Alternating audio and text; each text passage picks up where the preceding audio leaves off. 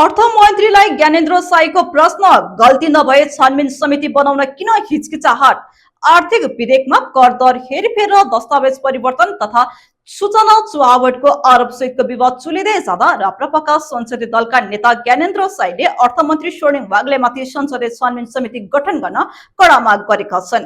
साईले budget निर्माण प्रक्रियामा गम्भीर अनियमितताको आशंका व्यक्त गर्दै निष्पक्ष छानबिन मार्फत सत्य तथ्य बाहिर ल्याउनु पर्ने बताएका छन्। उनी कुनै गल्ती नभए छानबिनबाट किन हिचकिचाउने भन्दै प्रश्न गर्दै दोषी देखिए कानुनी दायरामा ल्याउन संसदलाई पूर्ण सहयोग गर्ने बताएका छन्। यता अर्थमन्त्री वाग्लेले भने संसदीय छानबिन समिति गठनको मागलाई अस्वीकार गर्दै विपक्षी दलहरूलाई सम्मिलित हुन आग्रह गरेका छन्।